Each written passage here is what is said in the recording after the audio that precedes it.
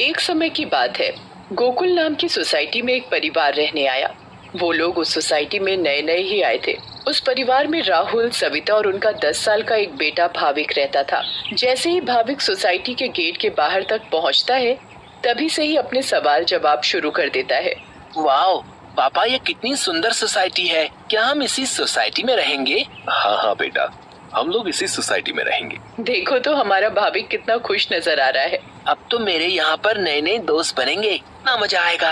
हाँ हाँ बेटा, बहुत मजा आएगा। चलो अब अंदर चलो। जैसे ही वो लोग सोसाइटी के अंदर कदम रखते हैं, तभी जोर जोर से हवा चलने लगती है और भाविक को कुछ अजीब सा महसूस होने लगता है। मम्मी देखो तो, हमारे आते ही ये कितनी जोरों से हवा चलने लगी है। मुझे कुछ अजीब सा भी लग रहा है। नहीं बेटा, ये बस तुम्हारा वहम होगा। बच्चा समझकर सविता भाविक की बात को नजरअंदाज कर देती है। वो लोग अपने फ्लैट पर पहुंचते हैं। चलो चलो, अब आप दोनों जल्दी से फ्रेश हो जाओ, सोने का समय हो गया है। हाँ, क्योंकि कल मुझे इंटरव्यू के लिए भी जाना है। भाविक, राहुल और सविता कमरे में जाकर सो जाते हैं। ऐसे ही चलते चलते उन्हें 1 महीना बीत जाता है। एक दिन राहुल का बॉस उसे ऑफिस के काम से सूरत जाने को कहता है। ये तो कितनी अच्छी खबर है। मैं ये बात सोसाइटी जाकर सविता और भाविक को बताऊंगा, तो वो दोनों भी बहुत खुश हो जाएंगे। राहुल घर जाकर ये बात सविता और भाविक को बताता है। सविता, ओ सविता, कहाँ हो तुम? तुम्हें एक खुशखबरी देनी है। अरे हाँ हाँ, क्या हुआ? इतना क्यों चिल्ला रहे हैं आप? हाँ पापा, क्या हुआ? आप इतने खुश क्यों नजर आ रहे हो? अरे खुश ना हो तो क्या करूं, बात ही ऐसी है। अब आप बताएंगे भी, क्या बात है? मुझे मेरी नौकरी की तरफ से सूरत ले जा रहे हैं। बहुत बड़ा प्रोजेक्ट है। अगर सब अच्छे से हो गया तो क्या पता वहाँ से आने के बाद मेरा इंक्रीमेंट भी हो जाए। अरे वाह, ये तो बहुत अच्छी खबर है। वाओ पापा, आप तो सूरत जा रहे हो। मैं भी जाऊंगा, मैं भी जाऊंगा। बेटा, मैं तुम्हें अपने साथ नहीं ले जा सकता। और सविता, तुम मेरा सामान पैक कर दो।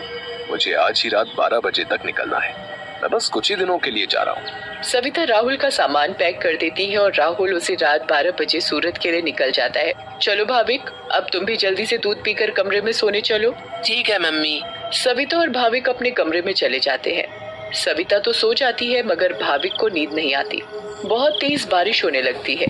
भाविक बालकनी में जाकर खड़ा हो जाता है और बारिश के मजे लेने लगता है। वाओ, कितना सुंदर नजारा है। भाविक की नजर अचानक सामने वाले फ्लैट पर पड़ती है, तो वहाँ एक मोमबत्ती जल रही होती है। ये क्या है? ये सामने से कैसी रोशनी दिखाई दे रही है? ऐसा लग रहा है जैसे कोई मोमबत्ती जली हुई हो। अगर जब से हम यहाँ आए हैं, तब से तो ये फ्लैट बंद पड़ा है। भाविक को फिर अचानक से एक औरत चलती हुई दिखती है। अरे ये औरत कौन है? कहीं यहाँ कोई भूत तो नहीं? मम्मी, मम्मी, भूत भूत, मम्मी, मम्मी बचाओ, मुझे बचाओ। क्या हुआ बेटा, क्या हुआ? तुम इतना क्यों घबरा रहे हो? मम्मी, वो भूत भूत। क्या बोले जा रहे हो तुम? ठीक से बोलो, मुझे कुछ भी समझ में नहीं आ रहा है। मम्मी, मुझे नींद नहीं आ रही थी तो मैं बालकनी में जाकर खड़ा हो गया और बारिश देखने लगा। तभी मैंने सामने के फ्लैट में जलती हुई मोमबत्ती देखी और एक औरत को देखा। नहीं बेटा, ये भूत भूत कुछ नहीं होता। ये तुम्हारे मन का वहम है। नहीं मम्मी, मैं सच कह रहा हूँ। नहीं बेटा, चलो अब सो जाओ, रात बहुत हो रही है। नहीं, मैं आपको लेकर जाता हूँ। अच्छा चलो, दिखाओ कहाँ है भूत। फिर भाविक सविता को बाहर लेकर जाता है। कहाँ है भूत?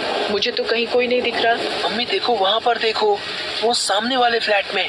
अरे बेटा, कुछ भी नहीं है वहाँ पर। नहीं मम्मी, मैं झूठ नहीं बोल रहा। अच्छा ठीक है ठीक है, चलो आप जल्दी कमरे में जाओ और सो जाओ। फिर वो दोनों कमरे में जाकर सो जाते हैं। भाविक, अब तुम्हें डरने की कोई जरूरत नहीं है। मैं तुम्हारे साथ सो रही हूँ ना, अब तुम आराम से सो जाओ। अगली सुबह भाविक सोसाइटी के दूसरे बच्चों से मिलता है। तुम सबके नाम क्या है? मेरा नाम पिंकू है। मेरा नाम सोनू है। और मेरा नाम गोली है। सारे बच्चे मिलकर पूरा दिन खूब मस्ती करते हैं। फिर रात में सारी औरतें सोसाइटी कंपाउंड में बातें करती हैं। तभी सविता रात की बात सारी औरतों को बताती है। दूसरी ओर भाविक और उसके सारे दोस्त लुका छुपी खेल रहे होते हैं। पिंकू गिनती करना शुरू कर देता है। तभी सारे बच्चे इधर उधर छिप जाते हैं, मगर भाविक खेल खेल में अपने फ्लैट के सामने वाले फ्लैट के दरवाजे तक पहुंच जाता है। उसे ये पता नहीं होता कि ये वही फ्लैट है जिसमें कल रात उसने एक औरत को जलती हुई मोमबत्ती के साथ देखा था। अरे ये दरवाजा तो खुला हुआ है और यहाँ तो कितनी सारी लाइटें हैं। चलो अब मैं जल्दी से इस घर में छिप जाता हूँ ताकि मुझे कोई ढूंढ ही ना पाए। वो जगह ठीक है, मैं उस कमरे में जाकर छिप जाता हूँ। भाविक जैसे ही उस फ्लैट के कमरे की ओर जाने लगता है, वैसे ही बाहर की सारी लाइट्स लुप लुप होने लगती हैं। ये क्या हो रहा है यहाँ पर? अचानक ये लाइटें लुप लुप कैसे होने लगी? भाविक इधर उधर देखने लगता है। तभी भाविक की नजर दरवाजे के ऊपर पड़ती है। ये दरवाजे के ऊपर क्या लिखा हुआ है? भूत! मम्मी, मम्मी बचाओ बचाओ! भाविक चिल्लाते हुए सोसाइटी कंपाउंड में जा पहुंचता है। अरे, ये आवाज तो भाविक की लग रही है। ये तो भाविक की आवाज है। भाविक की आवाज सुनकर सारी औरतें और आदमी कंपाउंड में जमा हो जाते हैं।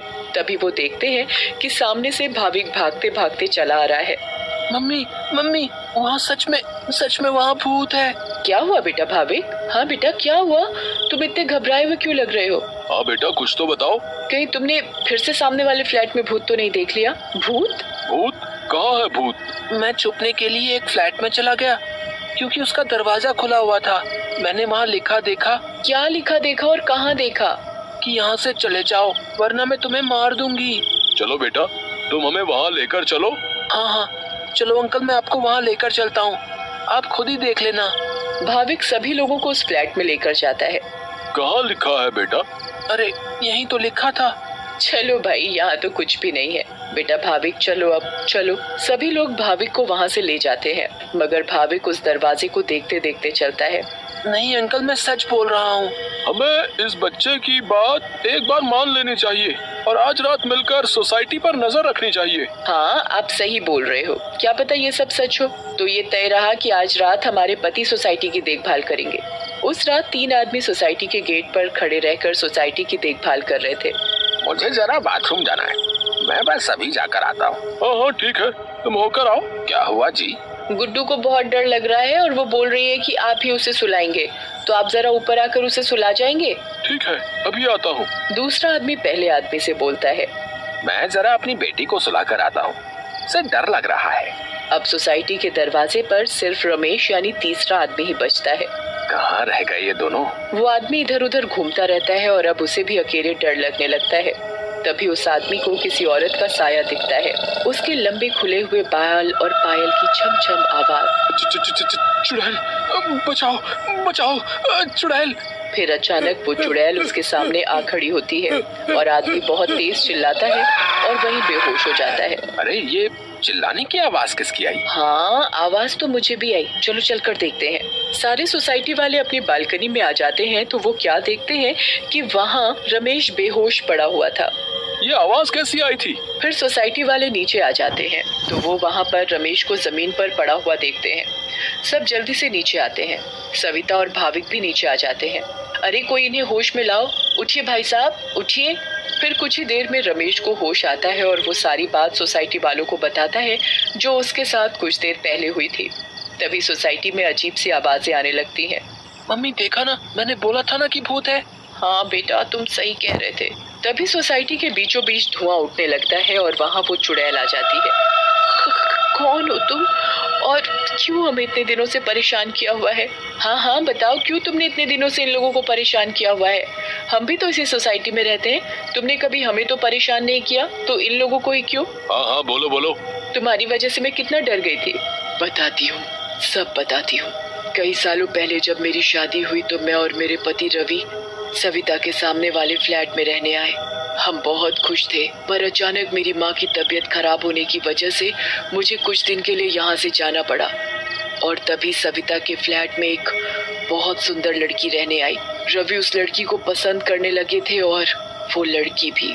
उस लड़की को ये बात नहीं पता थी कि रवि शादीशुदा है। मैं जब वापस आई और मुझे ये सब पता लगा तो मैंने रवि को समझाने की बहुत कोशिश की, बहुत लड़ाई की, पर वो नहीं माने। रवि मुझे छोड़कर उस लड़की से शादी करना चाहते थे और एक दिन रवि और वो लड़की चुपके से अचानक कहीं चले गए। मैंने उन्हें ढूंढने की बहुत कोशिश की मगर वो मुझे कहीं नहीं मिले। और एक दिन मैंने उन दोनों को बाजार में साथ देखा। उन दोनों ने शादी कर ली थी। मैं भागते हुए घर आई और ये बात मुझसे बर्दाश्त नहीं हुई और उसी रात मैंने फ्लैट से कूदकर अपनी जान दे दी। और उस दिन से इस फ्लैट में किसी को रहने नहीं देती जिसमें सविता और उसका परिवार रहता है। हमें बहुत दुख हुआ सुनकर जो भी तुम्हारे साथ हुआ, पर इसमें मेरे और मेरे परिवार का क्या कसूर है? हाँ आंटी, आप तो अच्छी आंटी हो, ऐसे कैसे कर सकती हो? चुड़ैल भाविक की मासूमियत देखकर पिघल जाती है। ठीक है, अब मैं तुम लोगों को कभी परेशान नहीं करूंगी। ऐसा कहते ही वो चुड़ैल हवा में गायब हो जाती है और कभी किसी को परेशान नहीं करती।